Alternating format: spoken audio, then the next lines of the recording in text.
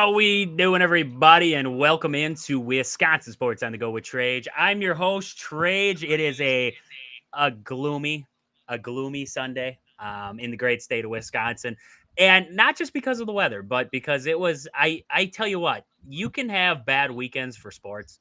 This was about as bad as it could possibly be for Wisconsin sports.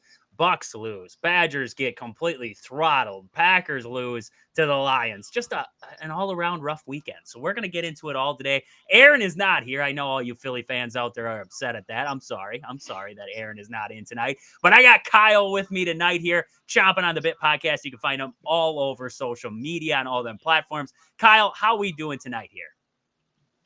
I'm doing all right. You swap out Philly, you get a Boston guy. So I don't know what that does for your viewers necessarily, but yeah. I watched my Patriots put forth an effort but come up short.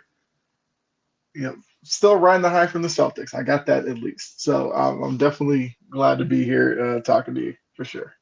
He's got the Celtics. At least he's got the Yes. Celtics. Something to look forward to, I Yeah. guess, right? You got to always have something there. So we got, lots to get into tonight. I wanted to start out right away. We got the men's basketball is back. We got college basketball back. Thank the Lord, because I don't think I can handle much more of the football right now in Madison. I don't think I can handle much more. So I don't know if I can handle much of this team yet in basketball, because it's a lot of unknowns, right? We lose AJ Storr, we lose Tyler Wall, we lose, Chucky Hepburn.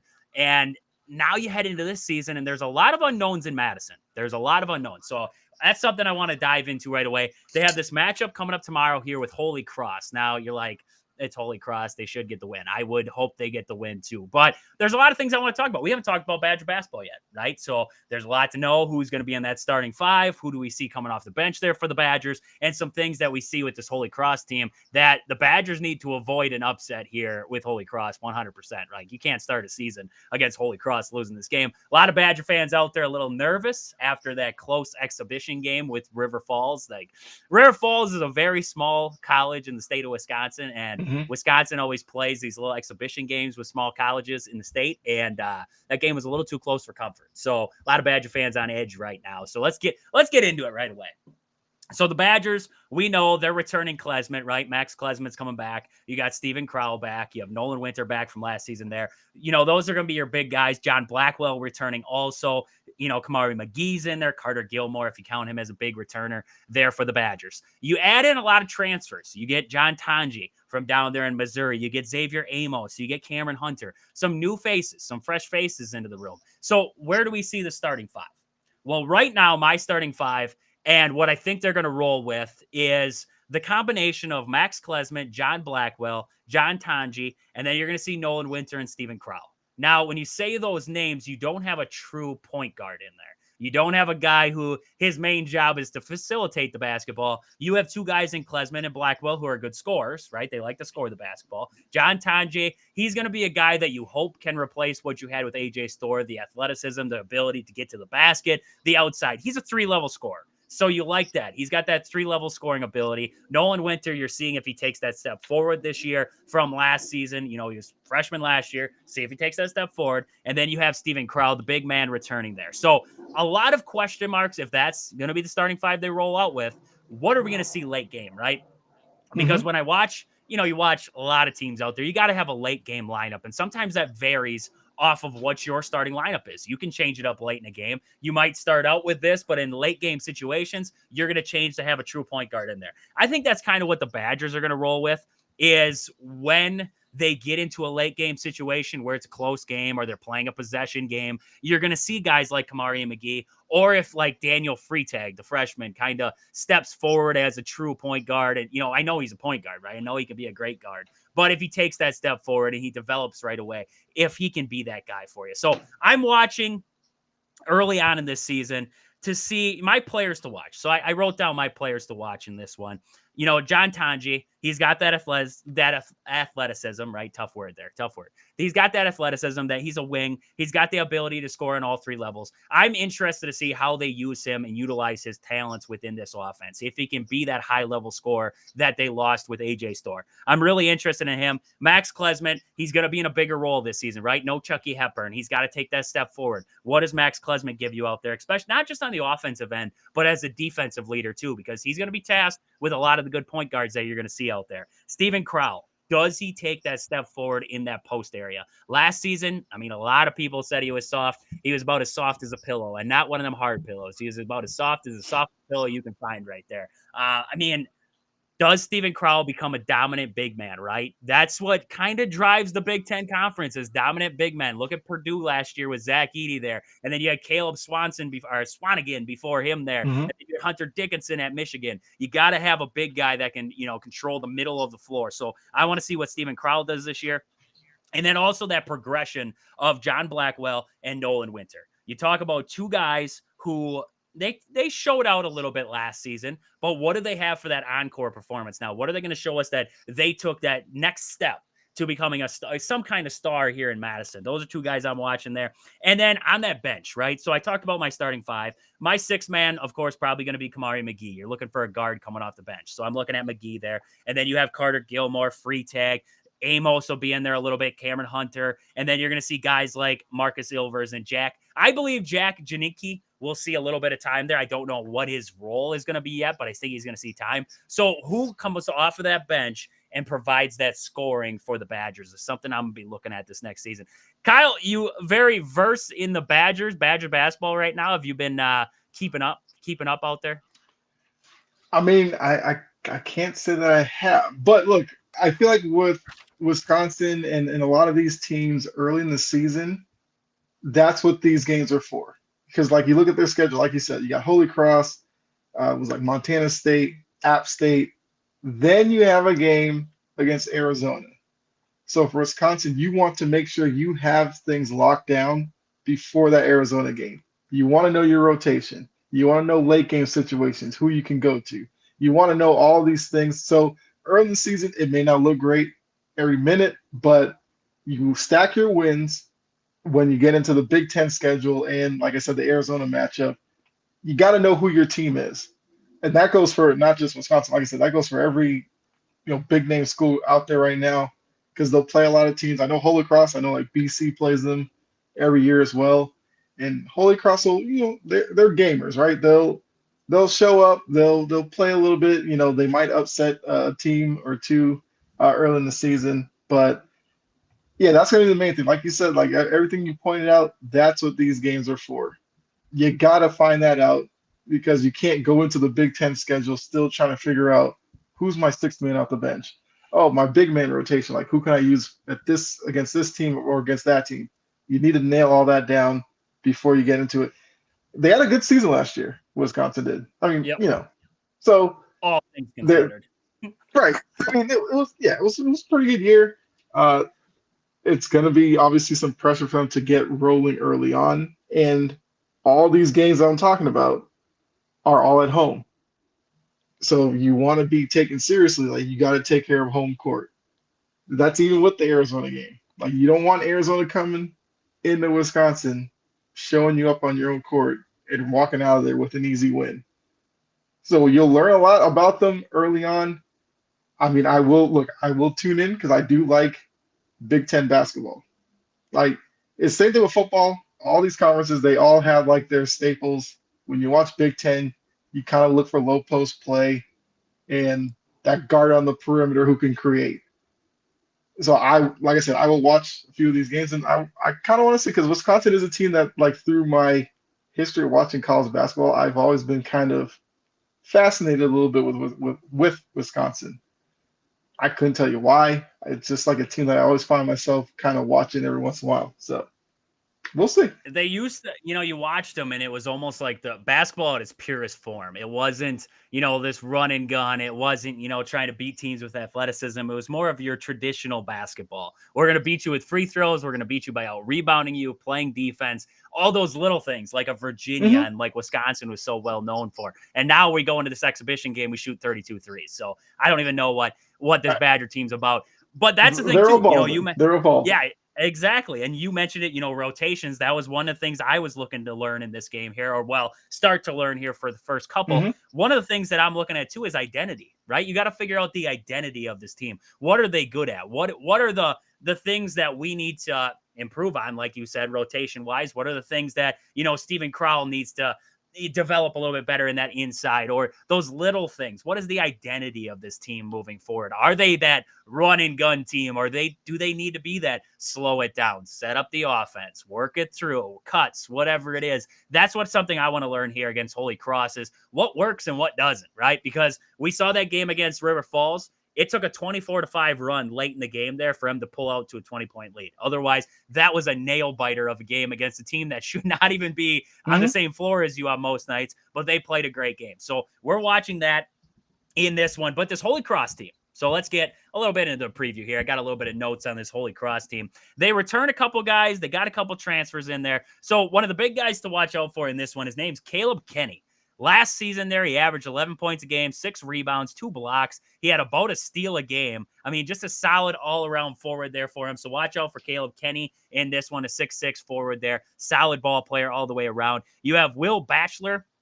Last season, 8 a game for him. He shot 37% from downtown. Not a bad clip from downtown there. 51 for 136. Not a bad shooter. Forward Joe Nugget, he shot 40% from downtown last season. 56 for 135, I believe, 138, somewhere in there. I can't read my own handwriting sometimes, but a good 3-point shooter in his own right there. DeAndre Williams, 12th in the league, in their Patriot League last season there in assists. So you're talking about a guy who facilitates a basketball, a guy to watch out for there. And then you had another guy by the guard, Singleton, one of their guards there too. Khalil Singleton, a guard for him. He shot 38% from downtown, 34 for 88. So in hindsight, what I'm saying is that in this game, the Badgers, they have set the tone early, right? You want to set the tone early. You want to show Holy Cross that you guys do not belong on the same court as we are, right? This is our court. This is home court. We're going to bully ball you. We're going to control the inside, and then we're going to work outside. So what I'm doing early, if I'm Wisconsin, is I'm setting the tone early on the inside with Steven Crowell, Nolan Winter, whoever it is, setting that tone early. Work inside out then. That's a big note for me. Work inside out. Don't start out the game by jacking up 32 threes. Let's start on the inside, work our way back outside. That's the way to win this game. Keep that ball moving. I hate it so much when I turn on Wisconsin basketball, or even the Bucks. We're going to get into the Bucks here in a minute, but it's so stagnant, right? Guys are standing around. There's no movement. I want to see the Badgers constantly moving the ball. The ball keeps zipping around. That's what you watch a lot of these big programs. Kentucky, North Carolina, Duke, all these good teams out there. That ball is constantly zipping around. So that's something I want to see the Badgers start to develop there. Protecting the basketball. Don't let yourself fall into a turnover game with Holy Cross. Protect the basketball. Do the little things in this game, and it'll be fine. Perimeter defense, I just mentioned it there with the great 3-point, not great, but solid 3-point shooting that Holy Cross has. You got to run them off the 3-point line. Make them make a decision. Have them come inside, double them off, whatever you got to do. You got the size advantage in this game. Work them off that 3-point line and rebound the basketball. That is Big Ten basketball at its finest. If you get out rebounded, you're going to lose. That's just plain and simple. So the Badgers got to rebound in this game. You have to rebound in this game and out rebound Holy Cross by a good margin here. And if you do all those things, those don't seem like massive things, but if you do all those things, you avoided the upset here. You avoided making it look like you're a bad team. This is one of those games where I think it's more for the fans, right? It's for the players, but the fans need to, they need this game because they saw that River Falls game. Like, they need to see a good performance out of the Badgers here to just okay, we're fine. It's early. It was just an exhibition game. We can move on with it. So just a little bit of tidbits there about this Holy Cross game here, but it's going to be tomorrow night there. I believe it's a 7 o'clock tip for that one, and it's going to be on ESPN Plus, which is or not. Is it on Big Ten Plus or ESPN Plus? Big Ten I think it's Big Plus. Ten Plus. Yeah. Big Ten Plus. You can't even Yeah. watch it on ESPN Plus. Only Big Ten Plus there. So I mean, you got to pay to watch this game essentially. There. I don't know. I was just going to look. Let's see here. Once the Badgers, do they have any games that are on Big Ten Network here early? That game against Montana State is on Big Ten Plus. App State is on Big Ten Plus. They have the first 3 games will be on Big Ten Plus for the Badgers. So not a whole lot of local love here for Wisconsin on the Big Ten Network. That Arizona game, I guarantee you, is on like Fox or FS. It's on Peacock. Are you serious? Are you serious? It's on Peacock there. Like you got to pay to watch that game against Arizona too. You got to pay to watch. I mean, you got to pay anyways, but you got to pay extra just to watch the first 4 games at least of this Badgers schedule. I don't even know when they would actually. Let's see. They play UT Rio Grande. Yeah, okay. They play UT Rio Grande Valley Vaqueros. They play them on the Big Ten Network. So you get to that game, you get to finally see them on national TV. Outside of that, it's Peacock and Big Ten Plus there for the Badgers. So I guess good stuff there. Good stuff there. Brewer news. A little bit of Brewer news. Nothing majorly crazy, I guess. The Brewers declined the $10.5 million club option on closer Devin Williams. So Williams will receive a $250,000 buyout, but he remains under team control for the 2025 season via arbitration. So essentially, I know a lot of Brewer fans were like, whoa, what's going on? You know, the world's imploding. Like, holy crap. Essentially what is going on is Devin Williams is only worth like 7 to 8 million. Like they're going to take him to arbitration. His actual projection is 7.7 million. So essentially what the Brewers did was they saved themselves about around $2 million. Like that's what they were working for. Now, looking at this, Devin Williams is most likely going to get traded. Like that's where we're kind of at right now. Like, will they get anything? I don't know, because you're talking about a guy with 1 year of control. I don't know if they're going to be able to flip him for anything major at this point there. But I mean, Kyle, your perspective on it. You know, they're talking, I just see the number there. They said they're going to save about 2.5 million on declining that option. Yeah, it's probably going to tick off Devin Williams a little bit there that, you know, the Brewers don't see his worth as 10.5, but the Brewers are trying to save themselves a nickel here. And you're probably going to end up trading this guy. What would you do if you're in the Brewers' shoes right now? You have 1 year left with Devin Williams. You're probably not going to pay him on the back end of this. Are you looking to move him here in the offseason, or are you going to ride it out with him? I mean, look, that's definitely one of the tough decisions a lot of these teams have to go through. I mean, the Brewers are coming off of a season where, like, you've learned a lot about the young guys that are out there, and I feel like for the front office, they're going to look at a Devin Williams who is 30 and will be 31 by the end of next season. Can they upgrade that position with a younger guy that they may have who's rising through, you know, AAA or AA? Like, do they want to open that spot up for him?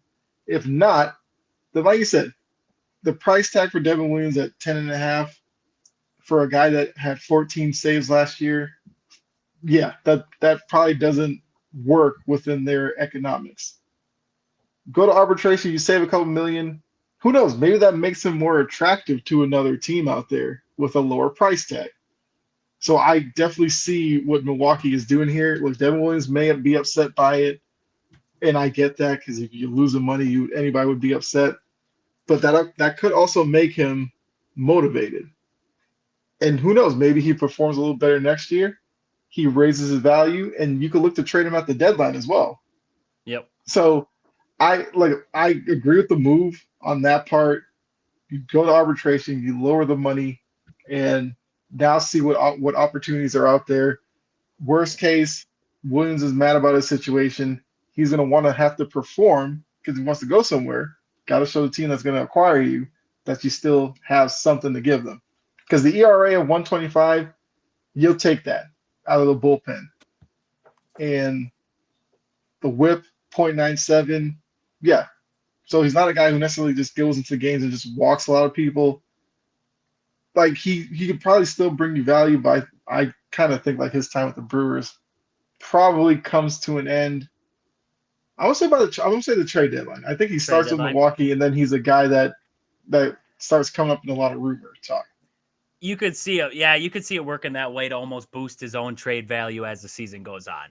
That could be a thing that, but then, you're also crossing that road. Then what do the Brewers do? Because then they're like, okay, maybe we're up by like 10 games in the division and we just look like this.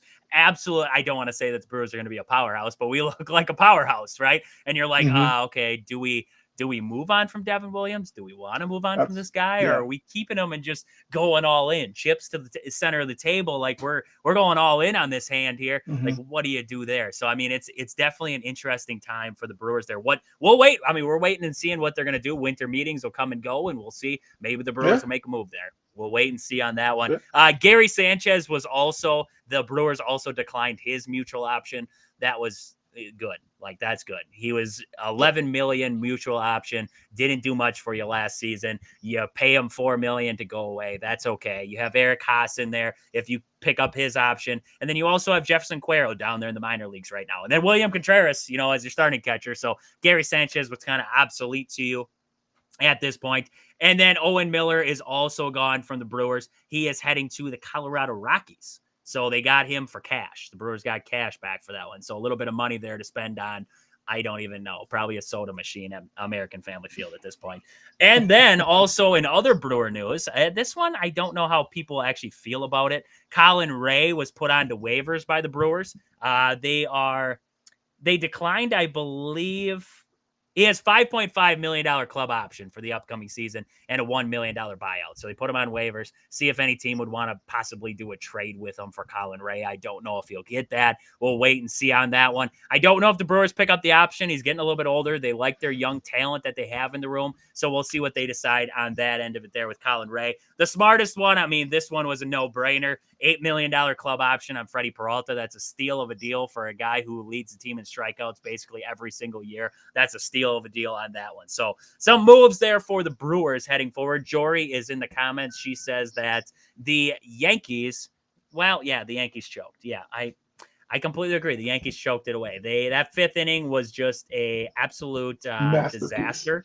And Aaron and I talked about that one in full. So if you wanna hear us talk about that a little bit more, you can tune into our last show. Anywhere you can find podcasts. Anywhere you find podcasts, you can find the show that we do live next day. You can find it there. Otherwise, across the social media platforms, TikTok, Twitter, Twitch, YouTube, whatever it is, you can find it there. So, Kyle, let's talk some Bucks. This Bucks team, I mean, man, oh man, they lose a heartbreaker to the Cavs. Donovan Mitchell does them dirty there. Scores late in that one, makes it 114-113. The Bucks can't figure it out, and it's just over with there. But I'm going to be honest with you right now. I am watching this team outside of Giannis and Dame. And, a lot of people hate on Dame. Outside of Giannis and Dame, there ain't nothing. There is nothing. Nothing to write home about. Nothing. Bobby Portis is playing like a shell of himself at this point.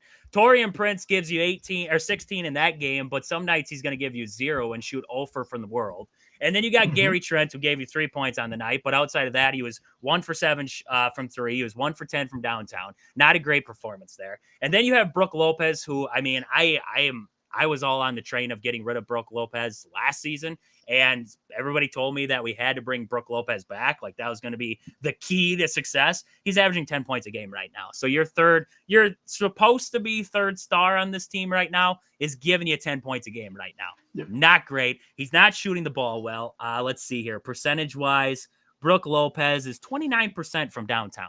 That's what he's good at, is shooting threes. And he's 29% from downtown. Kyle, I mean, you're a Celtics guy. You're a Celtics guy through and through.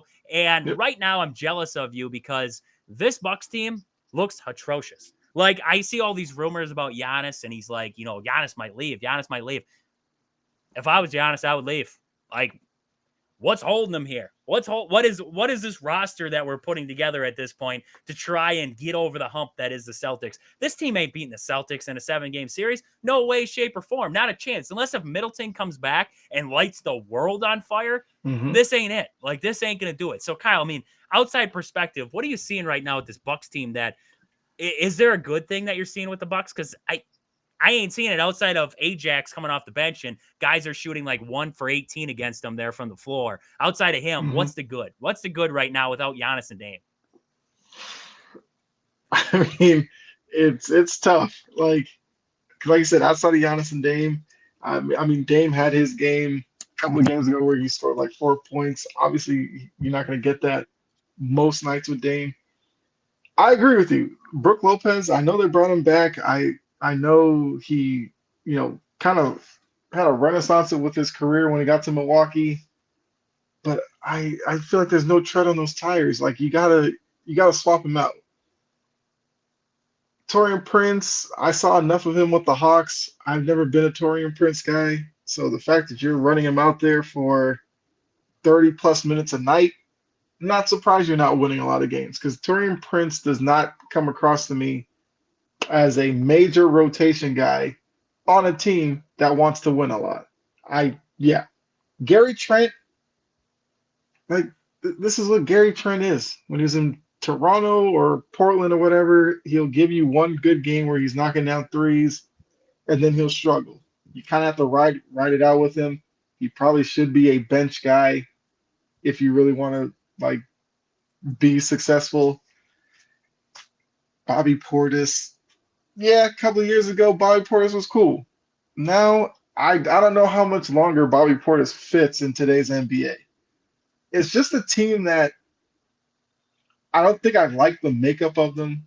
I said before the season, like as a Celtics fan, the Bucks are always on the back of my mind because of Giannis. They are becoming more and more irrelevant to me. And that shouldn't be when you have Giannis and a Dame, even though I'm not the biggest Dame Lillard guy, but I understand what his talent is. The fact that they're 1-5, and Cleveland is not a bad team in any way, but like it's a Doc Rivers kind of team. But then that's kind of my issue with Doc Rivers. Like 6 games in, you don't want to panic and overreact, but just looking at this roster, like you have to change something. DeLon Wright's getting almost 20 minutes. Like, what's DeLon Wright in 2024?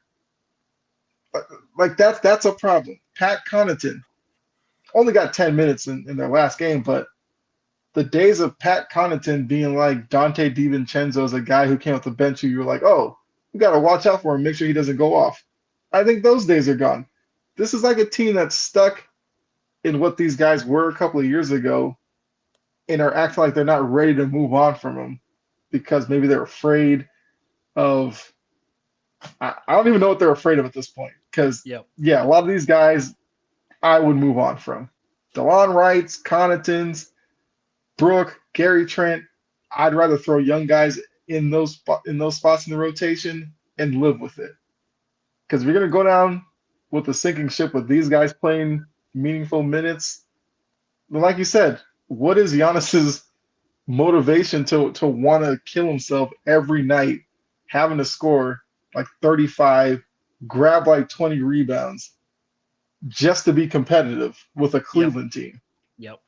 Like that's no way that no superstar wants to have to do that game in and game out for 82 games because a lot of them won't be able to survive and play in June. They'll be worn down by then. So this is a team that needs to look in the mirror and start overhauling, give picks. I don't care. Like give some of these guys away for second round picks. I don't care. Just move them out, force Doc's hand to play young players because we know he's stubborn when it comes to young guys. That's going to be their best bet. You alluded to it there, and I've said it for a while, but nobody would ever take me seriously on it. The draft for the Milwaukee Bucks. Last season, you get AJ Johnson, Tyler Smith. We don't know anything about those guys yet. They barely played. We don't know anything about those guys. Mm-hmm. But you look before that, Chris Livingston, he's in the G League. Marjan Beachcamp doesn't play. Isaiah Todd, no idea. Isaiah Todd's not even relevant to us. RJ Hampton, gone. Jordan Nora, gone. Kevin Porter, gone. Dante DiVincenzo, gone. DJ Wilson, nothing. Thornwell, nothing. Thon Maker, nothing. Malcolm Brogdon, had good years, but gone. Patrick McCaw, nothing. Rashad Vaughn, nothing. Norman Powell, nothing. Jabari Parker, nothing. Damian Gillis, nothing. Johnny O'Brien, nothing. Lamar Patterson, nothing. Here you go. Giannis Antetokounmpo, There's your one good pick. There's your one good pick. Let's look before that. Ricky Leto, nothing. John Henson, nothing. Doran Lamb, nothing. Jimmer Fredette. I thought Jimmer was going to be a dog, if I'm going to be honest with you, but nothing. John Lure from Wisconsin, nothing. There isn't, I mean, I'm looking through this draft. Look at the Celtics draft. Look at the Celtics draft. Jason Tatum, Jaylen Brown. Did they draft Derek White? I don't even know. Did they draft Derek No, they White? didn't. They didn't No, draft Derek they White. drafted Peyton Pritchard. Peyton Pritchard, something. Those are guys, I mean, you're talking about a superstar, and a very good role player that can shoot the lights out of a building, as we saw. Where's your difference coming? Where's your, I know you're like, throw the youth in there. I think we have some good youth on this team, but do we have Jason Tatum's on this team? Do we have Jaylen Brown's on this team? You can't tell me that, yes, okay, I can forgive like 4 to 5 years, but we just went all the way back to 2013, even further back to 2010. And your best pick, and it was a fantastic, I mean, an outstanding pick in Giannis, right? But outside of that, nothing. You have got nothing from the draft. So now you're so reliant on, we got to make trades. We got to find these guys. We got to go out and get these guys. You can't live like that. You can't just constantly be hoping to God that, like you said, Bobby Portis continues to give you what he was 2 years ago, and Pat Connaughton somehow turns into or redevelops into a good corner three shooter, and you get good play out of this guy, and you get good play, and this guy turns his career around. You can't just hope. You can't just throw these guys together and just hope and pray. Like, it is just, I mean, I don't want to say Horst is the problem. I don't think Budenholzer was the problem. I can tell you that much. And I don't think that Adrian Griffin was the problem. You want to shoot me off, Bucks fans? You can shoot me off. But if you can prove to me that Doc Rivers was the better option than Adrian Griffin, I'll wait, because nobody can prove that one to me. Because when he left the Bucks, they were 30-13 or 33-13, whatever it was. They were in first place in the Eastern Conference. And then all of a sudden Doc Rivers walks in, and this Bucks team all of a sudden just like implodes from the inside out. What changed? I mean, yes, it wasn't looking great with Adrian Griffin. I don't think they would have won the finals with him, but it still looked like something, and you were winning basketball games. Now it looks like, short of a horse's ass, I don't know what else to say. It looks like this is just bad all around basketball. Like, this is, I was honestly like, after the first loss, I was like, whatever. After the second loss, I was like, okay. And then you got like to the third, and then you got to the fourth. And now you're sitting there on this losing streak of 5 straight games. You have the Cavs in Cleveland one more time, and the schedule doesn't get easier. You have a lot of tough teams in the East now. The Knicks are good. The Celtics are good. The 76ers, if they actually get everybody out there, like Joel Embiid's throwing hands with reporters. He might as well play at this point. Like, Joel Embiid, get back in there. Like, you have so many good teams out there that right now this Bucks team is going to get lost. They're going to get lost in like the 5th, 6th spot, maybe 7th, maybe 8th. Heck, I don't even know. Like, I'm not worried about I think the Bucks will make the playoffs. Like, I think they'll get this straightened out. I think they just got to win a game, right? They just got to win a game to get that feeling back. They're going to make the playoffs. But right now, this team, what's the good?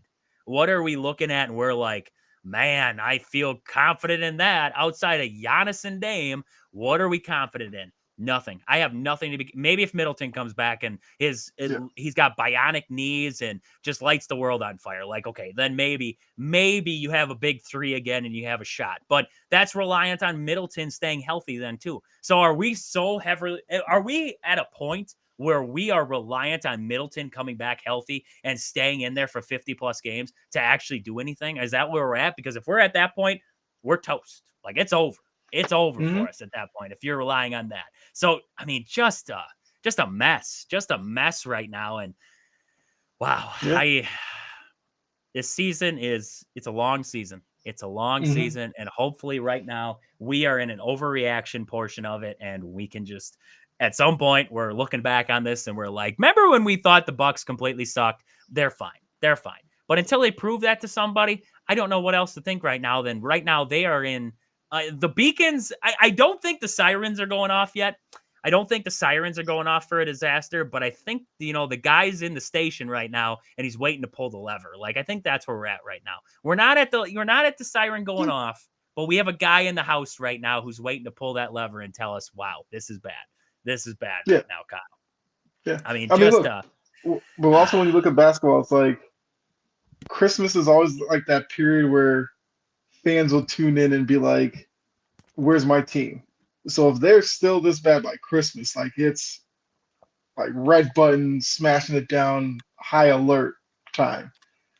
I know you went through the draft. That's the challenging part for being a Milwaukee, a Cleveland, like one of these middle America teams that aren't like the greatest destination for free agents because a lot of free agents now only want to be in LA, Miami, New York, big cities, warm, Yep. all that, whatever. If you're not hitting on your draft and free agents aren't going there, you kind of get stuck with aging stars as you try to figure out your draft, and you probably go through a couple of coaches, new philosophy. And I think that's where Milwaukee is. The past few drafts of them not getting anybody who could contribute, now you're seeing it while bringing in a coach that loves veteran laden teams. So unless you convince some team that maybe has an aging vet that wants out and are willing to take a chance on some of these unproven young players that Milwaukee has, this is kind of what you're going to be stuck with. And then at that point, because once again, Cleveland went through this with LeBron early in his career. They kind of were beholden to him. They wanted to appease him. They rolled out the red carpet for him, made him make a lot of decisions for the team. And then when he was ready to bounce, when he saw there was no light at the end of the tunnel, Cleveland was left holding the bag and trying to figure things out. That's what Milwaukee has to be careful with Giannis. Because I think we're starting to see over the past couple of seasons, like Giannis is getting more pull within that organization. As once again, in Milwaukee's mind, if we lose Giannis, what are we? Yep. So we got to do everything to keep him. There's a dangerous line you're playing there. Because if he does leave you high and dry, you're stuck with still Brook Lopez, Torian Princes, but now you don't even have that Giannis anymore who can cover up for a lot of them, and then you just drop back into obscurity. So that's what Milwaukee has to worry about in the future, needs to start operating now. Worst case scenario, Giannis leaves them with this group. Like, you got to start making moves. Yep. No, I agree. I agree 100%. This Bucks team it's rough. It's rough. It's rough. We're treading water. We're treading water over here in Milwaukee, and we'll see. I mean, they got a game coming up tomorrow night there. That's going to be with the Cavs again. We'll see what comes out of that. They just played a close one with them. Maybe they pull one out there, and maybe we're looking at it in a different perspective from there, but we'll see what happens on the flip side of that. So, Kyle, I mean, we got into the ugly right away. We might as well keep going with the ugly, right? The rough weekend at Wisconsin sports. We got to get to this Badger game. Badgers head down to Iowa. Aaron and I are kind of excited for this one. It's going to be a Big Ten battle, two dogs going at it, right? This is always one of those games where it's true grit on true grit, toughness. And the Badgers came out and they got completely railed. Like, I don't know how else to say it. This was a game where the Badgers, the only way I could think of it, Badgers, we used to have this coach by the name of Paul Chryst. And everybody hated Paul Chryst, right? Because he ran this straight ahead power offense, couldn't beat the good teams, everything like that. Guess what, Badger fans? We just lost to Paul Chryst. We didn't lose to Paul Chryst, the coach, because he wasn't on that sideline. But Iowa beat us, and they threw 10 passes in the entire game. 10 passes. Only 10, right? And we lose this game 42-10. 42-10, and they threw 10 passes in the entire game. What does that tell you? That's Paul Chryst at his finest. That's how we used to beat teams, right? Wisconsin used to beat teams exactly like Iowa just beat the snot out of us in Iowa City. I know it's on the road. It's tough to go to Kinnick and win. I agree with that one. But this wasn't even a game. This wasn't even a game. They came out, and you came out, and you came out flat. I don't even know how, like, I don't even want to go through the stats. Because the stats suck. I don't even want to look at them. What I want to talk about is, okay, so is there a positive? Like, Badger fans, if you're out there on Twitter or anything like that, I'd love to hear your thoughts on this game against Iowa. I'd love to hear your thoughts because I want to talk about this with you and see is there a positive that came out of this game? Because for me, this is a game where you try to throw that sucker as far as you can into the closet and hide it in the back. Like, that's what you're doing right now. Like, this was ugly. This wasn't a game. this hurt to watch. We were never truthfully in this game. We were up 3-0 at the end of the first quarter, if you count that as being in the game, but we couldn't move the football. We looked like hot garbage. And then the rout started. The rout just absolutely started. And it sucks because after that Penn State game, you thought that the Badgers, they competed, right? They came out hot. They came out hot and heavy, and it felt like something. It felt like the Badgers were building towards something. And now you get this. Now you get this craptastic performance in Iowa. And I know, like I said, it's hard to go down to Iowa and just like win a game, right? Because they want you to play sloppy. They always have a good defense. Like, that's a tough team to play. But you showed me nothing in this game. Nothing that I could take away. Like, okay, we could take away some positives. Vinny Anthony continues to step forward and be a good playmaker. CJ Williams had some good catches. Dupree looks fantastic in the backfield. Okay, sure. Like, you could take away singular performances out of this game. But as a team, you stunk. Like, the whole game, you stunk. This was bad. Your defense is getting wore down. And I tell you what, Kyle, if I'm going to run the football consistently, right? Iowa ran the ball, let's see here, for 330 yards. I was just looking for rushing attempts there. Let's see. Rushing attempts, 53 rushing attempts on the game for Iowa. If you were a defensive coordinator, would you stick in a nickel defense the entire game? Would you stick in a nickel defense with 2 down linemen for an entire game where you know what they're going to do? They are going to run it straight at you. Would you stay in a nickel defense? No, not at all. No, and not a chance. That's crazy. Yeah. That is just That's like you and me are sitting here and we don't know nothing. We don't know nothing. We're not a defensive coordinator. We don't know nothing. And we're sitting here saying to ourselves, okay, if they ran the ball 53 times and they threw the ball 10 times, and all those throws were run pass options essentially, except for they had a couple sprinkled in there. But outside of that, it was mainly run pass option. Why are we in a nickel defense? Why are you not? It was just Tressel. I tell you what, I came out of this game, and I'm not. You're not firing Fickle. I didn't know about the Fickle hire to start there. I wasn't sure on it, but you're not firing Fickle off this game. But if Fickle wants to stick with Longo and Tressel as his coordinators, then yes, fire him. Kick them all to the curb. Kick them all to the curb. Because the way that Longo is running this offense, I mean, I love vanilla ice cream. I love vanilla ice cream. I do. But this offense is so vanilla that there's nothing going forward with it. There's no we learn nothing of identity. We learn nothing of what this offense is good at, what they're bad at. Braden Locke stinks. I don't know who else in the world needs to hear that, but he stinks. I try to give this guy the benefit of the doubt. I really do. But these interceptions are backbreakers. They are backbreakers. His throws are horrendous. There isn't a good part of what I'm seeing out of Braden Locke right now. I am sorry. I've tried my best to vouch for the guy and say like, hey, he's got a good arm. He can make this throw. He's just got to get his decision making. He's got to get better. When is it enough? When have you had enough of it? Right? I put out on Twitter. I was like, I'm getting used to political text and Braden Locke turnovers. Like, that's bad. That's bad when all over social media, all you see is lock this, lock that, lock's bad, everything like that. Like, it is getting to the point where you have to realize as an offensive coordinator, a head coach, that this guy is not the guy for your offense. And, you have guys behind him. You have Mabry Matator, the 4-star freshman, sitting there on the bench. And yes, you don't want to burn a red shirt. I get it. You don't want to burn a red shirt. But at this point, screw it. I want to see what I have. Because otherwise I got to go in the transfer portal and I got to keep grabbing guys because that's what they keep doing. And I don't want to hear the excuse anymore of this is Paul Chryst' fault. This is all Paul Chryst' fault because these are Paul Chryst guys. Screw that. I've had enough of that.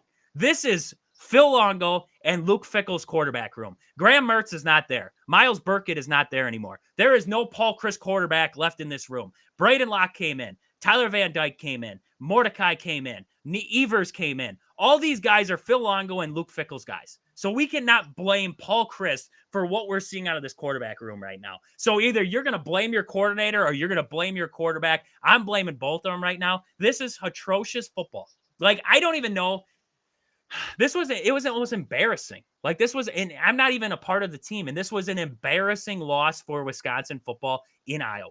Like, you went down there And you look at the schedule throughout the season, and there's games you circle, and you're like, these are games where I'm going to see where my program is trajectory wise, right? You got to see which way they're trending. And this was a game Mhm. versus Iowa where this wasn't Penn State. This isn't Oregon. This isn't Ohio State. This is a middle of the pack Iowa team who is they're decent enough on defense, but their offense, they have a great running back there in Caleb Johnson. He's fantastic. Like, don't get me wrong, they have a great running back, but they have no quarterback. They have no identity. This isn't a great Iowa team. And this wasn't even a game. You got dog walked by a team that all they did was ran the football straight. They had a 10 play drive where they didn't even attempt to throw the football once. They ran it straight ahead 10 different times, and you had no answer. So if somebody cannot get an answer in Madison right now by the name of Luke Fickell, and I don't know if you can make changes now to this team. I don't know if you can fire coordinators middle of the season, right? But I mean, you have Oregon coming up next. You have Nebraska after that, and then you have Minnesota, who has 2 ranked wins on the season already. And PJ Fleck sleeps 1,000 times better when he beats Wisconsin. So they're going to be amped up for that game. You have 2 winnable games and 1 game where I tell you what, Oregon's going to dog walk them. I was like, after that Penn State game, I said to myself, you know what?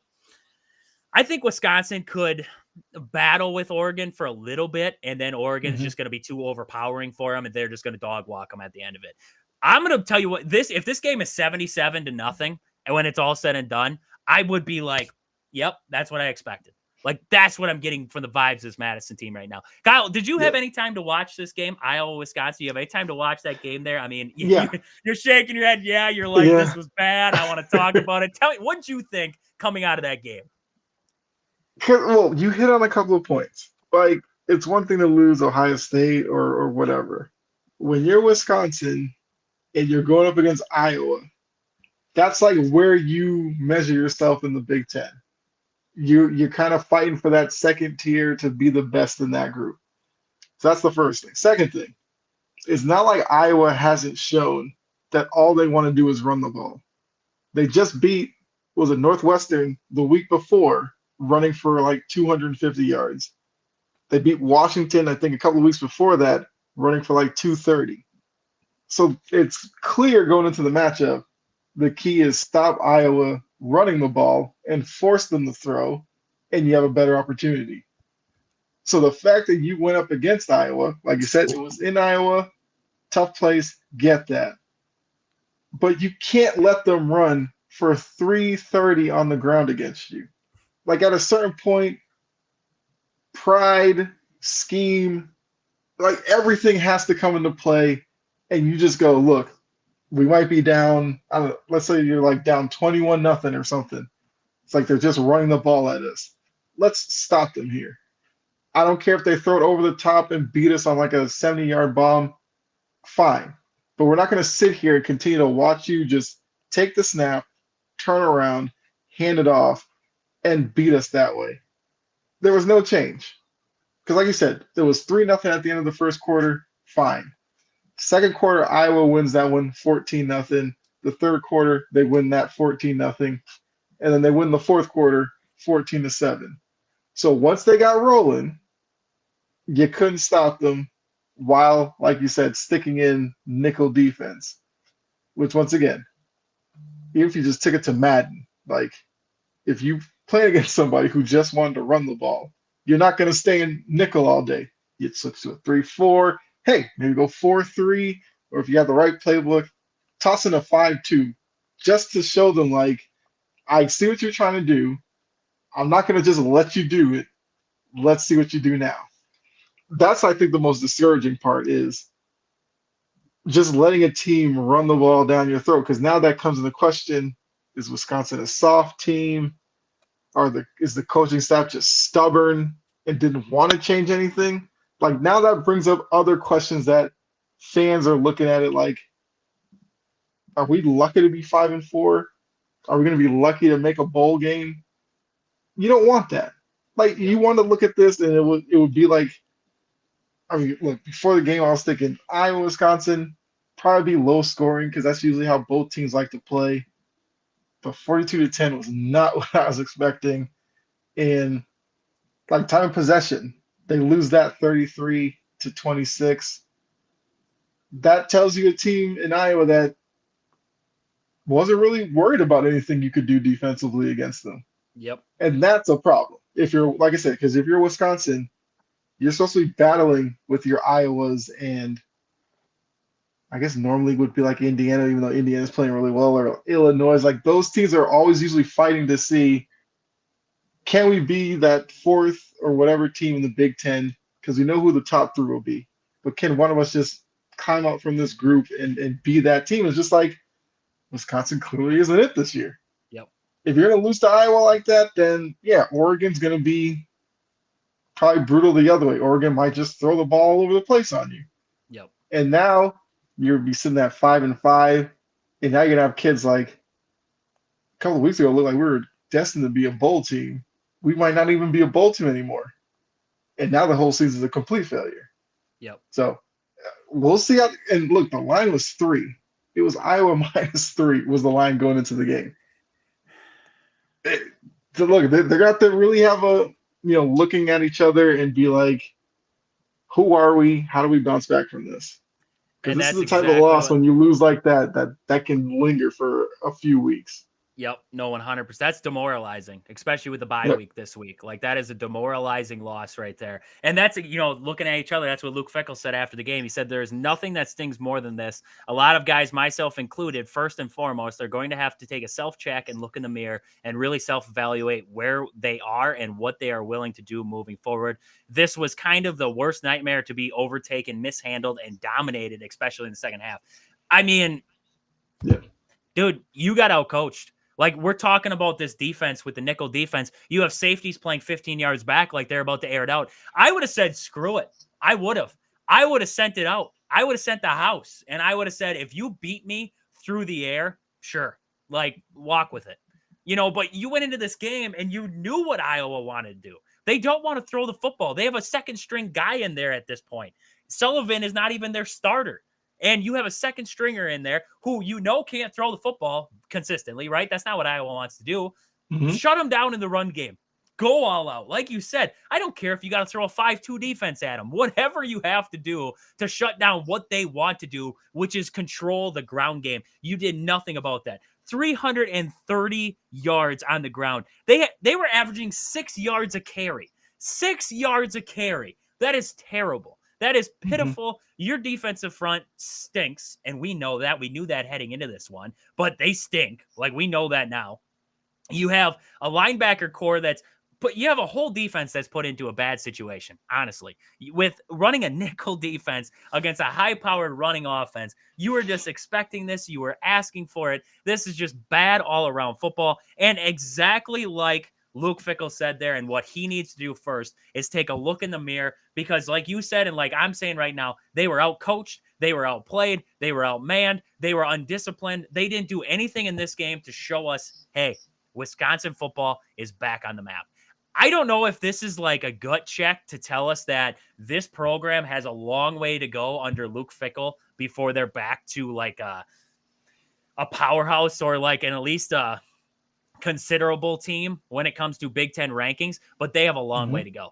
They have a long way to go, because this is a game where, yes, we've said it a million times. It's hard to go down to Kinnick and win a game down in Iowa. Like, that's tough. It's a night game. Iowa's a good defensive team. They like to, if this would have ended up 28-14, it's fine. Like, you move on with life. Like, you get over it. But this was 42-10. And the only reason why you scored 7 points, I don't even count that last touchdown. It was in garbage time. They didn't mean jack dilly squat to anybody in the room, right?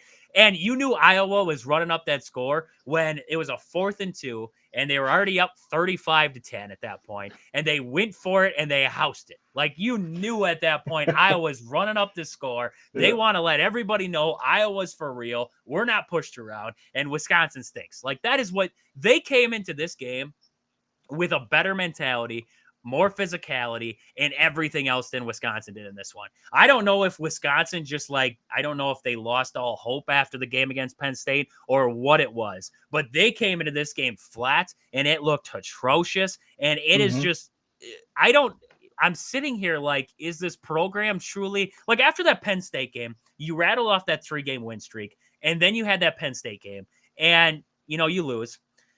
But it felt like to me, this program's trending in the right direction, right? And you felt good. Now you get this game and it's like, okay, where are we trending towards? Like, are we actually trending in the right direction? Or did Penn State just really play that bad of a game when they came to Madison? And, what was the difference there? So, Yeah. I mean, man, oh man, I come out of this game and this was bad. This was a bad one. And I mean, we're going to talk about it more. We're going to be on Wednesday. Wednesday, we're going to talk more about it on the show here. So we're going to dive more into this game. We're going to talk about what needs to happen going into this bye week and a little bit more about the Badgers. So we want to get into it more as the week goes on there. But let's look at the college football slate of the weekend here real quick, because there was a couple of good games out there. Let's see here. The big one, right? Ohio State and Penn State. 20-13 was the final score there. Any thoughts, reactions coming? I saw James Franklin get into a yelling match with the fans out there. The Penn State fans were a little upset with James Franklin there after he loses another one to Ryan Day and Ohio State. But I mean, this is kind of what I expected Wisconsin, Iowa to be. Was this kind of like a dog fight, more of a defensive game more than anything.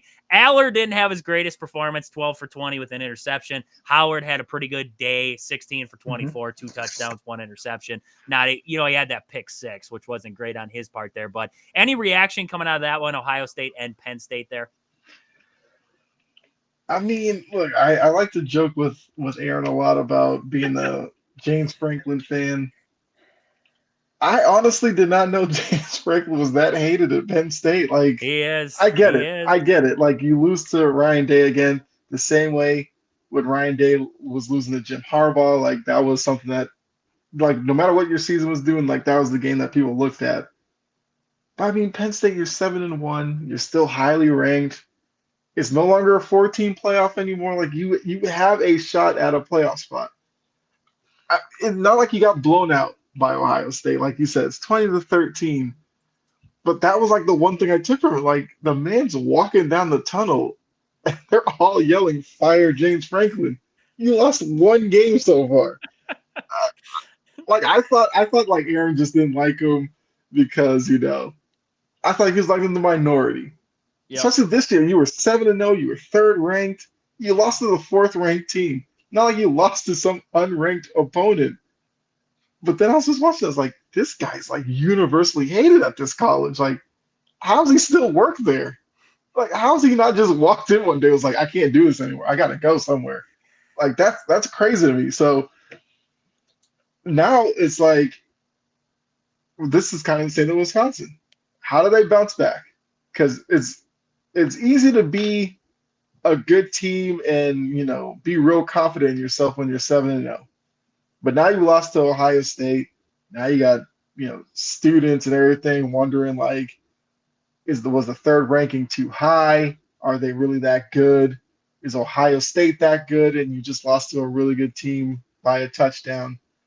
Or does it kind of fall out from here?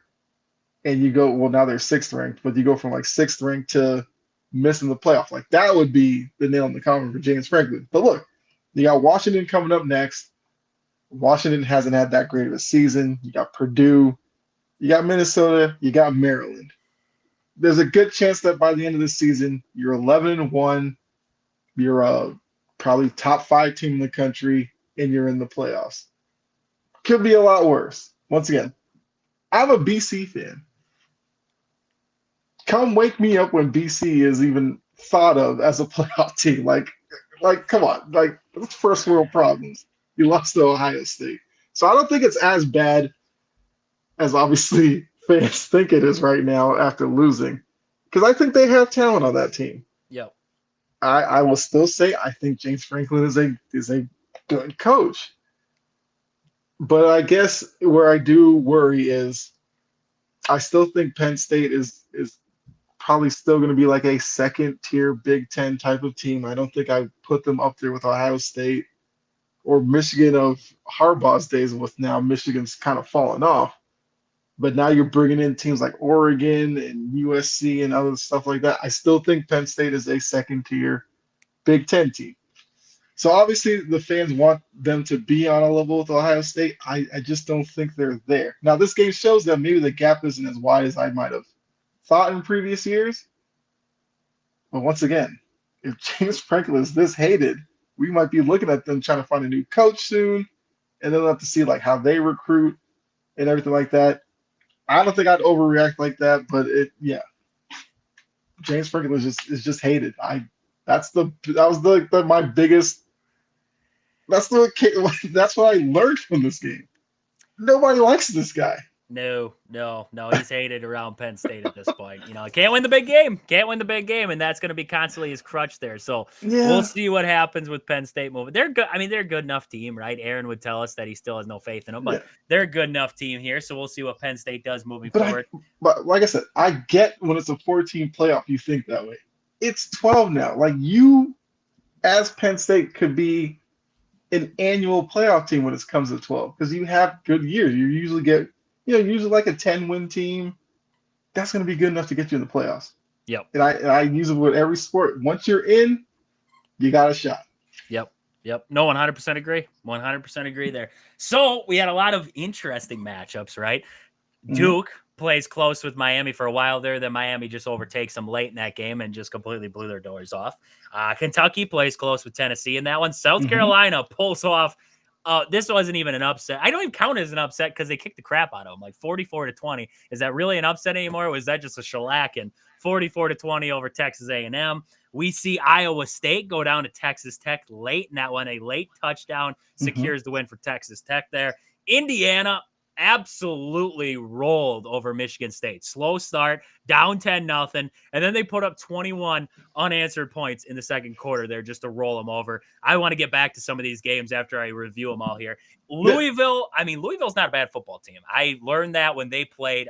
Louisville just had a close game with Miami a couple weeks ago, and they come up, they beat Clemson 33-21. Fans are throwing crap on the field. It was great. I saw a video of it was Dabo Sweeney. It was Dabo Sweeney running down the hill, and the caption was Dabo running to the College Football Playoff Committee to see if we can get 32 teams into the playoff, and they show him running across the field there. Houston pulls off the upset, 24-19 over Kansas State. SMU gets the big win over Pitt, 48-25. SMU moves to 8-1. They're sneaking on the back door of that playoff committee's radar there. Ole Miss completely rolls Arkansas. Nothing to talk about there. Army moves to 8-0, 20-3 over Air Force. Air Force, not a very good football program. And Army now moves to 8-0, so you love that. And then Minnesota, another ranked win, like I mentioned earlier, 25-17 over Illinois there. So, I mean, any game throughout those that kind of stuck out to you? I mean, the Texas A&M one for sure, because I did not see that one coming. Like, that was a shellacking of all kinds there. But any other games that stuck out to you there? Well, because I feel like the last time I think I was on, we talked about how the ACC is trying to get like a second team in or possibly third. I was impressed with SMU because, Pitt was another ranked team. Pitt isn't the easiest team to go up against. I think SMU might change my mind into thinking that the ACC will get a second team. Now, obviously, SMU has to finish the job, and I mean, they face my BC team in a couple of weeks here, but you got BC, Virginia, and Cal. You can't slip up now. Like you took care of Pitt. That was like your last ranked opponent to go up against. You beat them handily, 48-25. I think now they're kind of on the committee's radar. You can't blow it at this point. So when you win the three, you take your chances against Miami in the ACC title game.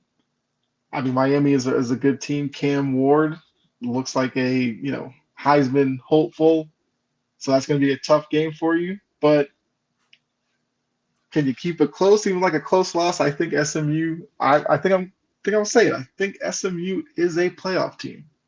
I like that. Bold take there. And, the Big Ten might beat themselves out of it because if Indiana goes undefeated, they beat Ohio State. There's 2 losses on Ohio State's resume now behind. I mean, Indiana, I can't wait for that game. I'll be honest with you. Indiana against Ohio State. That is I don't care about the defense. I mean, Indiana's got a good defense, but that offense is absolutely lighting the world on fire. Like 47 points in that game. You throw for 263 yards through the air, 4 touchdowns if you're Rourke in that game there. That offense is high octane. Holy crap. The job of Kurt Sangetti to turn that program around from what they were, a basketball school with no hope in football, to now this team's the 13th ranked team in the country. I was just going to check that. They've had to have moved up. Yes. Indiana's now 8. Crazy. Number 8 team in the country. Like, you almost say that Wisconsin and Indiana flip-flopped what they were as programs. Like, there's been years where Wisconsin was up there, and now all of a sudden Indiana comes in, and Wisconsin's, like, forgotten about. We're now Indiana. So, great. We're now the Indianas of the world. That's fantastic. That's just fantastic. You got to love that. Don't look past Michigan. I think that's the worry if you're Indiana. You're 8th ranked. Everybody's singing your praises. You have Ohio State on the 23rd. Don't look past Michigan. Take care of business there. Are you calling a trap game? They don't have a quarterback. They don't have a quarterback. That's the only problem with Michigan. Like, they can't beat you offensively. They can beat you defensively. Right. But look, for schools that aren't normally in this position, because once again, I saw it with BC that year with Matt Ryan. They got up to, I think, 2nd ranked in the country. Everybody was loving on them. And then I think it was like a Thursday night, they lost to Florida State, and the bottom fell out of the season. So for Indiana being a top 10 team, this is not normal territory for them. Michigan's having a down year. Obviously, they're 5-4, and you know the buildup to Ohio State's going to be there. Don't mess it up and lose to Michigan. Take care of Michigan. And then you'll have 2 weeks to prepare for Ohio State. You have plenty of time to put in the work. Don't think you do that too early. Because if they do that, even if they lose close to Ohio State and they can take care of Purdue, once again, Indiana will be a playoff team. They're in a Big Ten conference that's, pretty good up at the top. And if they're up there, the committee's not going to look back at their season and go, oh yeah, this team's not good. Like, take care of business. Yep. No, I agree. I agree with you 100%. Antonio Moore there over on Twitter, he says it's been a rough week for Wisconsin in sports. Yeah, it's been a rough week. It has been a rough week. It's been a rough weekend. It's been just about as bad as it could get for Wisconsin sports. It has gotten, right? We maybe had Packers, Badger football, Badger volleyball got swept by Nebraska on Friday. I think that was on Friday there. Not great, especially when you're looking at where Wisconsin's at volleyball wise. Not great in that by any means there. I mean, wow. Just wow. It's been rough. It's been rough. Carson Beck still sucks for Georgia. I just wanted to say that. I just saw his stat line from Florida there. 2 touchdowns, 3 interceptions. He sucks. I mean, we can just get over that one. I mean, Boise State, they might sneak in that Mountain West too. Ashton Genty is a fantastic running back. Like, that dude is a dog. Like, I want to see him in the college football playoff just for him. I don't even care about the rest of it. I don't even care about the rest of it. Like, he's a fantastic running back there. Outside of that, not much to really dissect there in the college football world there. So before we get to the Packers, because I want to jump into the Packers there, I got a door open behind me here. I don't like that. I can see it there now. Don't like that door open. Before we get to the Packers here, Kyle, let's get to our fact of the day. What do you got for me? Fact of the day. Okay, here we go. Like I said, new role for him. Stay easy on normally this is Aaron's thing. Yeah, he usually does that. Hey, I'm ready for it. Let's see. All right, so here we go. Going back to the year 1964, November 3rd, the date when the first Buffalo Wings were created. Up in Buffalo, New York, owner of the Anchor Bar. And now you can't even watch a sporting event without having some wings near you. So you can look back on this day in 1964 and say, that's where every sports fan's gut got a little bit bigger. It was because of Teresa Bellissimo of the Anchor Bar in Buffalo, New York. That was a fantastic fact of the day right there. Like, I'm not gonna lie, that was fantastic. Aaron usually has to ask me first. He's like, is it gonna be? Do you want a gruesome one, or I'm like, dude, why would I want a gruesome one? Like, Like, let's just relax. I don't want to gruesome one in there. Let's get a Yeah. good one. Let's get one that's not going to scare me to go to bed. Like, come on. Nothing goes with sports like buffalo wings, so it seemed like the perfect one. That is awesome. That is awesome. Buffalo Wild Wings is definitely a game day stop right there. And Antonio says our hockey team was phenomenal this weekend. Yeah, the women's Wisconsin women's hockey team got 2 wins against St. Cloud State this weekend. And I did see the men's got a win against Notre Dame.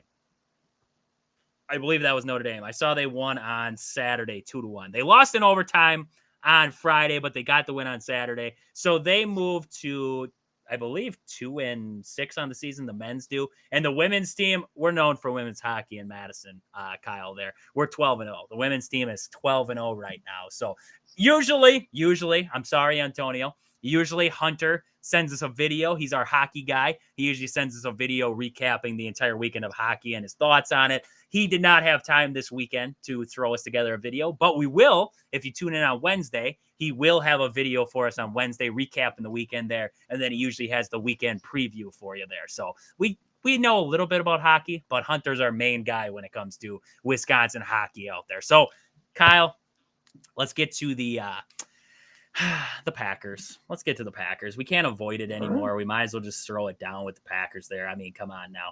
24-14 was our final score in that one for the Packers. And rainy conditions in Lambeau.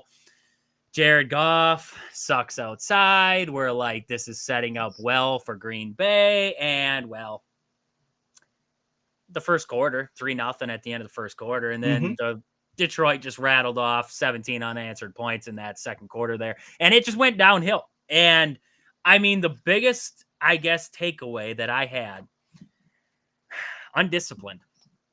I mean, just undisciplined play by the Green Bay Packers, 10 penalties on the game there for 67 yards on the day.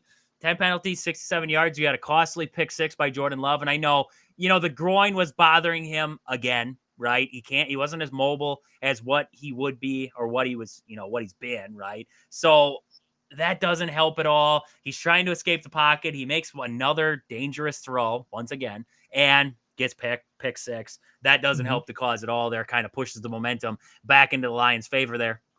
And, the oddest part, Kyle, about this entire game, the Packers had 411 yards of total offense. The Lions had 261. And the final score was 24-14. That tells you how many times the Packers drove the ball down the field and could not capitalize in certain situations. That sucks. Because when you talk, if I were to give you, if I gave you the blind stats from this game, you don't know the outcome.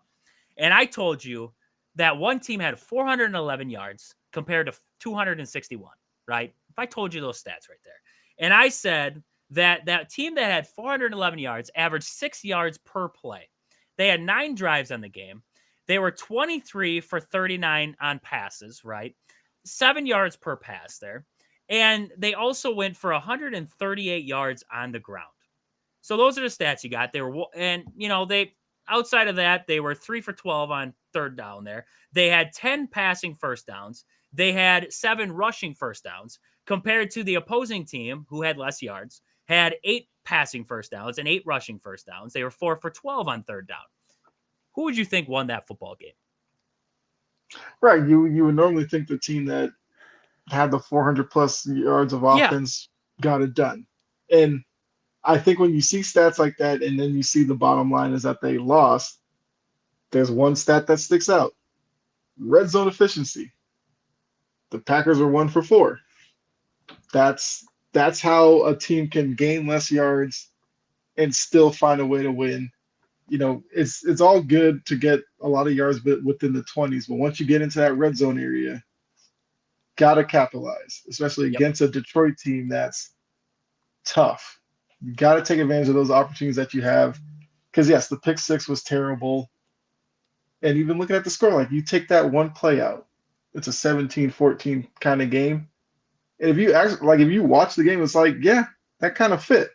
It was 2 teams battling the elements.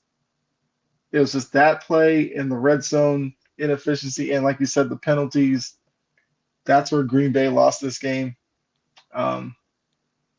I still think Green Bay's a good team. Obviously Jordan Love needs to get healthy, but they have the bye week now, so that should work in his favor. But it just shows that Detroit, like the hype is real with Detroit.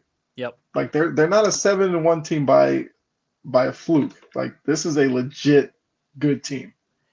And the worst part for me coming out of this game was it wasn't like the Packers. If the Packers played to full strength, if they played to the ability and they avoided the undisciplined, false starts, the pre-snap penalties, if they grow up essentially as a team, right? They grow up a little bit. It's like you're talking about a bunch of kids right now, right? That's not what we're making it Mhm. seem, but it's undisciplined football at this point. And if the Packers avoid those undisciplined plays and this team, I mean, this Green Bay Packers team, I know, the hype is real with the Lions. Like, I agree. Like, I think the Lions are the best team in the NFC. Like, I Yeah. think if they went, they're the best shot for the NFC to go and play the Kansas City Chiefs right now, because until the Kansas City Chiefs get knocked off, I cannot dethrone them as the top of the AFC.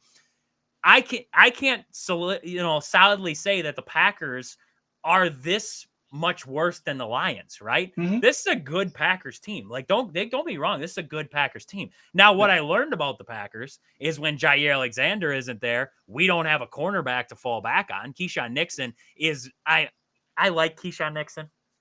I really do. I really like Keyshawn Nixon, but I also don't like Keyshawn Nixon because he cannot be on Amon-Ra St. Brown. He gets ate alive. Like, Keyshawn Nixon is not a good cover corner. He's not. So Keyshawn Nixon struggled in there today. No Evan Williams hurts you. And then you also add on to that your starting center, Josh Myers, is out with injury. So now Elton Jenkins has got to slide into that center role. You see how many botch Mhm. snaps there were. Now, does not help the football Yeah. slippery and everything like that. Does not help at all. But you have a guy who doesn't usually suit up in that spot, is now trying to play that in a game here against the Lions. I mean, just about everything. The Packers killed themselves in this game. Like, this was a winnable game for the Green Bay Packers. And the undisciplined play, the drops, right? You had, Mhm. Dontavian Wicks drops that touchdown, right? He was wide open. Now, ball slippery. I get it. But look at Yeah. the Lions. Like, I am going to tell you this now. There were a lot of drops in this game by the Green Bay. There was not a lot, but there was a fair share of drops by the Green Bay Packers in this game. The Lions did not seem to have that same problem, right? They didn't drop the Yeah. wide open catch. They didn't drop it. So how can we sit here and say to ourselves, well, the ball was wet. The ball was wet, right?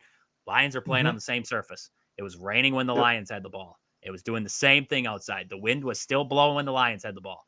Why was it different for the Green Bay Packers in this one? Why was it different? It comes with a different kind of focus. It comes with a different kind of, keeping your eye on the ball, whatever it is for a Dontavian Wicks to try and haul in a pass, right? That was a wide open, nobody in the area code pass for Dontavian Wicks. He catches that. We're talking about a different ball. We're talking they scored a touchdown earlier than that, right? So now it's 21 points right there instead of Mhm. 14 or whatever it would have been at that point. And now we're talking about a Brandon McManus field goal being the difference in a game, right? Because he missed one early on. Now it's like we all know, kicking's not easy. When it's raining, it's definitely not easy at all to Absolutely. kick a football. But you're talking about a Brandon McManus missed field goal as your difference in this one. The Packers did not play a good game of football here. Like, I'm gonna be honest with you, they did not play a good. It felt better when you look at the stats than what it was, right? The Packers did not play to their full potential in this game, and that Yeah. definitely hurts. It definitely hurts because you're heading into a bye week right now. You're heading into a bye week, and what is your it's not like it's a demoralizing loss, but you realize how close you were and you played this much ugly football to the point where you lost the game because of it now. So now it's a gut check. Now you're going into a bye week with a gut check. You're like, okay, I'm on the offensive line. I got to figure out these snaps, right? I got to figure out all this pre-snap stuff here. Understanding the cadences, understanding this, right? You're jumping offside, you're false starting, all these false starts. It's all these little things for the Green Bay Packers that constantly come back to bite them, especially in the biggest moments, right? Against the Detroit Lions. You had a drive where Brian Branch got tossed out. He got ejected from this game. You got 15 yards off of that. Then he gets ejected. And then you get another 15 yards because he flips the double bird, and you can't find a way to capitalize on that drive. Yeah. That's bad. That's bad. You got it. You said it perfectly there. I read the stats off to you, and you said, the difference was the red zone. We talked about it in the preview show. We said, you got to find a way to score in the red zone. You got to find a way to convert on third downs. 3 for 12 on third down. That's not great. Now 2 for 3 on fourth down. Not bad, right? You take that any day of the week and twice on Sunday. But I mean, 3 for 12 on third down. That's pitiful. That's bad. I mean, that's bad. That's you can't win a game against the Detroit Lions with the outside statistics that we're talking about, like the penalties, like you lost the turnover battle, right? Yes, one turnover, you're going to have a turnover, I guess, but 1 turnover to nothing. Jared Goff, you're talking about, the ball is slippery. Jared Goff went 18 for 22 for 145 yards and a touchdown. Like, he was clean. He was clean with that ball. Jordan Love, 1 interceptions, 23 for 39. There's your difference. 1 interception was your difference in this one. And it sucks, but this is the gut check. This is the reality check that I think the Green Bay Packers needed to show them this is where the Lions are. This is where we are. We have the ability to get up to them. We have that capability. This is a good, talented wide receiver room. They have talent on that defense. They have a good coach. They have a good coordinator. They have a decent enough offensive line. You got Josh Jacobs. You have a good quarterback in Jordan Love, right? You have a good quarterback in Jordan Love. You just got to find a way to cut out the crap in between and put together a collective football game, because this game was ugly for the Lions. This wasn't a great game by the Lions. I don't think Dan Campbell, yes, they love to beat the Packers, right? Amon-Ra St. Brown needs to learn that Green Bay is spelled with Green Bay, not all put together. Like, let's figure out how to put together a sweatshirt there. But, Dan Campbell's not walking in the locker room and saying, boys, nice game. We played a complete clean game today. Like, there was nothing wrong. Like, we have nothing to look at that we need to fix. He's definitely walking into there telling them that kind of stuff. They played an ugly game and won, right? They played an ugly game and won in the rain, on the road. And you're looking at the Packers and you're saying, you played a decent game on offense, right? 411 yards. That's a good game on offense. But look at the efficiencies. Look, when you got down to the nitty gritty, what needed to happen, and you didn't make it happen. So, it's a gut check, right? This has got to be that gut check time where you're going into the bye week. You come off with the Bears. You got to come off with a different kind of mentality going into that game. Yeah. I think if you're Green Bay, you look at this. I think if you're a Packers fan, you look at this game and say, if we get to January, NFC title game, and it's Lions-Packers, I could see that. And I also think for the players, you got to look at this and say, we lost by 10 to a really good team. Now we know what to expect. I don't care what the conditions are. Jared Goff is going to play within himself. Dan Campbell and that coaching staff's not going to expose him to his weaknesses. So a lot of the plays were very quick, short, passing routes, get into the hands of the guys that can make plays after the catch. Jared Goff's always going to be super efficient. That's who he is. That's what he's been. So when you play teams that are disciplined, don't make too many mistakes, yes, 1 interception can be the difference. 10 penalties or something that can be the difference. But the good thing is, when it comes to penalties, that's something that you can do better with by just being more focused. And that's why I'm like, if I'm looking at these two teams and I'm looking at the NFC, I could come out of this saying a healthy Jordan Love, these two might be the 2 best teams in the NFC right now. And that's with me having like a lot of love for Washington and what they have going right now. But like I said, if this was an NFC title game in a couple of months, I would not be surprised of it, and I would be expecting a really good competitive game. I feel like that's a takeaway, even with the bad loss, that you should probably take from this as a Packers fan. Completely agree with you there. There's got to be some positives come away, but there's also the gut check, like you mentioned there a little bit, and like I was saying, this is gut check time. You come out of the bye week, and the discipline. It's just, you get back to playing disciplined football, you feel better, right? You just feel better there. So just all great stuff there. We're gonna get more into the Packers. As you know, when we get on this live show on Wednesday, we're going to talk more about the Packers heading into the bye week, everything like that. We're going to get more into them there. We'll talk about the rest of the NFL there. But Kyle, I got news across the board here. So I want to get into that for the last couple minutes here. We're going to run until about an hour 30 here, like about where we want to stop. the Gold Glove winners were announced by the Okay. MLB. So I wanted to get into that because some exciting news for the Milwaukee Brewers. We see our boy from Milwaukee get in there. Bryce Terang is a Gold Glove winner at second base. You love that. You love Nice. that. About Yeah. time. They got it right. They gave me something. They gave Hmm. me something there. And I believe, if I'm not mistaken, I wanted to see one more here. Sal Frelick from the Milwaukee Brewers wins a Gold Glove. He wins a Gold Glove. Hallelujah. Like, thank you. Thank you, MLB, for giving me Yeah. something with that one. Sal had 16 defensive runs saved on the season, which was most in the NL by a right fielder, and only trailed Abreu from, I believe he's from the AL there. Let's see. Is Abreu? That's Red Sox Willier Abreu? I think so. He actually only I think Abreu had 17. I was just going to scroll up and see because he must have been. Yep. Willier Abreu from the Red Sox had 17 defensive runs saved, and Sal Frelick had 16. So that's impressive. Those are two Yeah. impressive guys right there. So the Red Sox, there you go. Willier Abreu gets on there. Let's see here. Patrick Bailey from the Giants won the catcher. Christian Walker at first base. Bryce Terang at second. Tovar at shortstop there. Was Tovar really that good? 10 defensive runs saved. Not bad. Not bad, I guess. Trying to see if I saw anybody else on here of note. Chris Sale won the Gold Glove for the Braves. Chris Sale was your Gold Glove winner He for the had Braves. a really good season. I know. I hate that the Braves were knocked out so early because he was pitching well. They had some good pitching going on. This was a Braves team. Well, I was excited for Chris Sale to finally be put back on a map there. Let's see here. Utility was Jared Our guy Trujillo. Stephen Kwan won one. Did he? Yep, he won. I'm happy left for field. that guy.